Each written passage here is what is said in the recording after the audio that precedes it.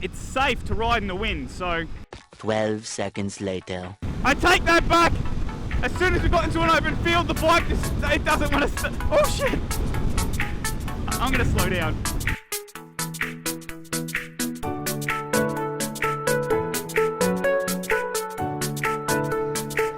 What's up, YouTube? Lee's Life here, and today I am doing a highway test for you guys on this CBR300R. So the point of this test is to take the bike on the freeway where I already am and make sure that the bike can handle it.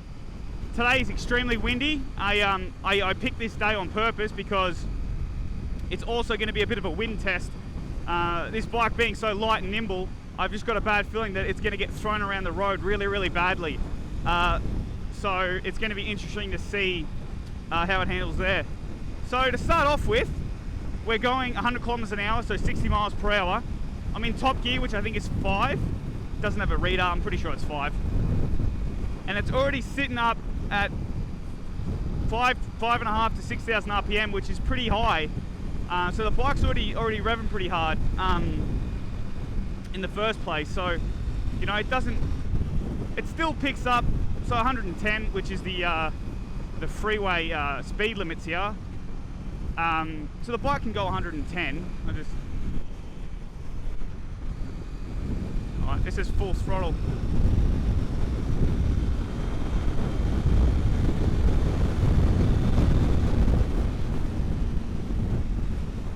Alright, so, you know, it's going to be capable of overtaking.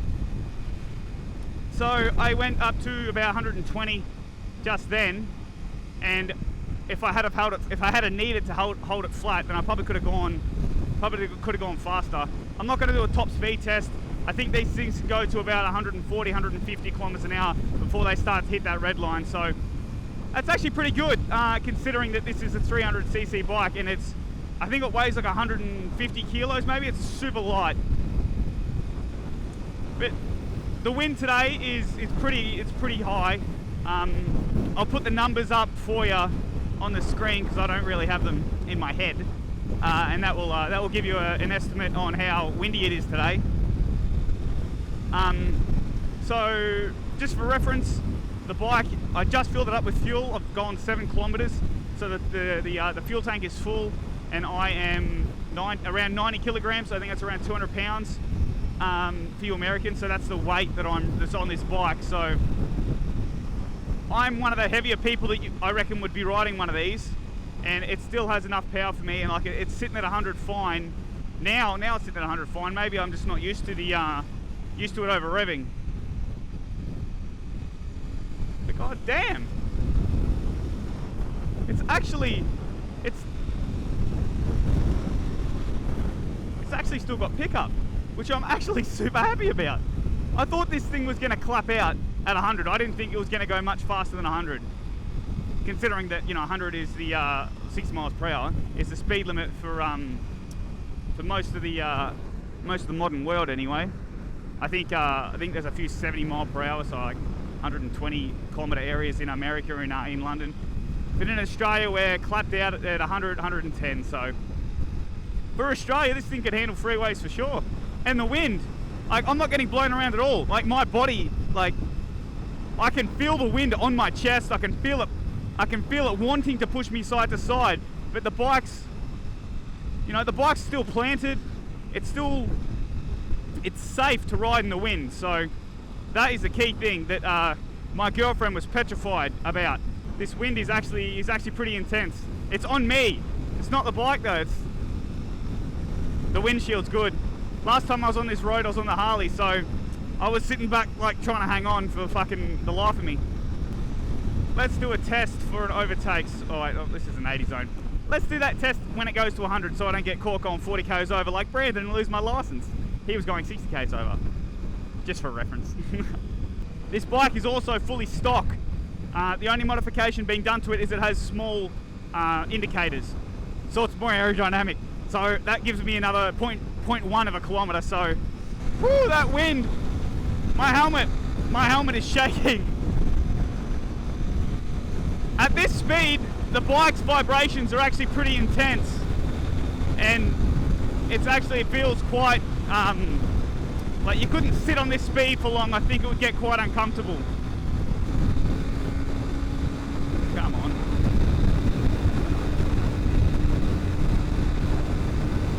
I take that back. As soon as we got into an open field, the bike just, it doesn't want to oh shit. I'm gonna slow down. Okay, I take back all previous comments. The bike does not handle well in the wind. It wanted to put me over there in the fucking scrubs. Woo! Oh my god, here it goes again. Nah, there we go, we're back over here.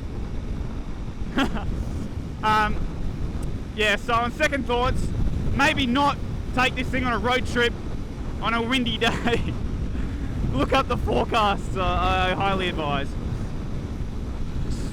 Must have been the falseness of the city, the lies, all the shelter, making me feel safe.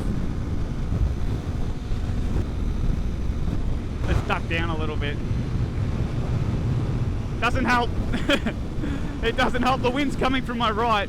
The bike really wants to go left right now.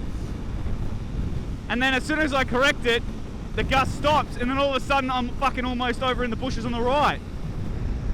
I probably should have wore some protective equipment today. I'm not gonna lie.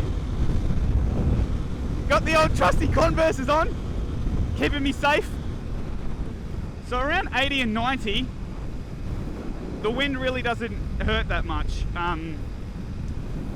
Like the bike still feels planted at this speed, but as soon as you get up past them 100 kilometer, 110 kilometer mark, it really does want to blow you around. So that's really not good considering that I'm 90 kilos, so I'm adding a lot of weight to this bike.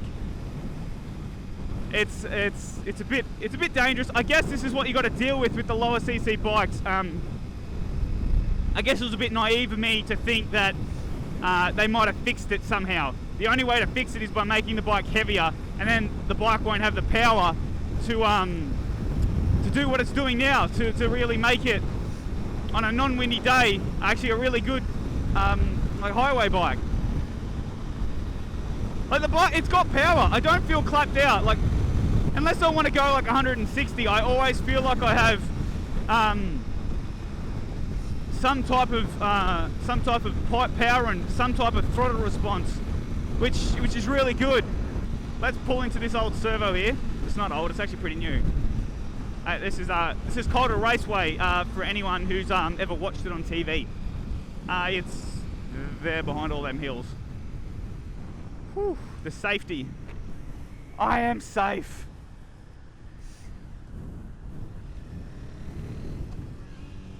We should get some Subway. Woo!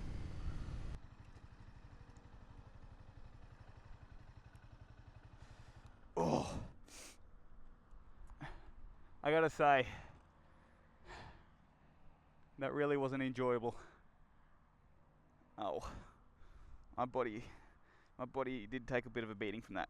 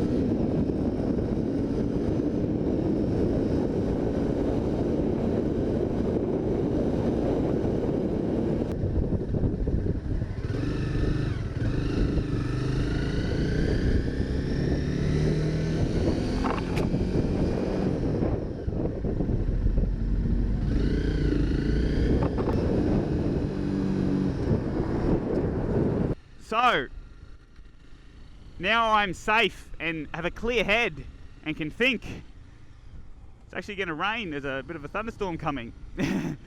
So, what do I think about this bike on the freeway?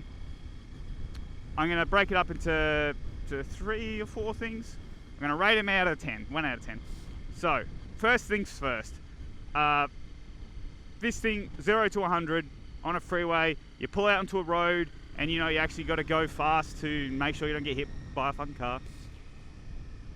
Very good. You know, 1 out of 10, 0 being a 50cc pit bike, and 10 being a bloody R1. This thing sits right in the middle at about a 5. You know, it's safe. It could be faster, but it's safe, and that's the most important thing. You know, it's not a super bike. This is just a, you know, it's just a starter bike. So it's a good safe speed, and it's quite controllable as well. So it gets a 5 in my books. Okay, number 2, the overtaking speed. So going around 90 to 100 kilometers an hour, so around 60 miles per hour. How does this thing go if you need to overtake someone? It actually, again, you know, the bike, I'm going to give credit where credit is due. The bike really holds its own at that speed. It still has enough power to really overtake at that speed. So you can go from about 0 to 120, 130 in a matter of about 3 or 4 seconds. So that's actually quite good, considering this is a 300cc bike, and that's like the top speed that this thing goes, really, like around the top speed. So, oh well. Okay, next thing, another red light. I prefer the highway and the wind. Yeah, so unfortunately on the wind test, it gets a 3 out of 10. It's dangerous and scary, and it's not what you want when you're riding. You know, you want to be safe. You want to be able to trust your bike, and I don't trust this thing in the wind. If it was really gusty outside, I most definitely would not be getting on this. The top speed of this thing, you know, around 150, 160, I think, because it got up there pretty quick. So it might have had a bit more balls that I didn't unlock in the little girl. But yeah, top speed is actually pretty good. So if you do need to overtake someone, you're going to be able to pull out, get up to 140, and you're going to be able to stay at that speed till you overtake, you know, like 10 cars, whatever you're doing, Casey Stoner style, you know. So that's really good. The top speed on this thing's really good. It takes a while to get to its limit, which is also good because it still has throttle response right up to the last couple seconds before it really wants to die. Not die, but, you know, like hit the limiter. Anyway, guys, there's my little review.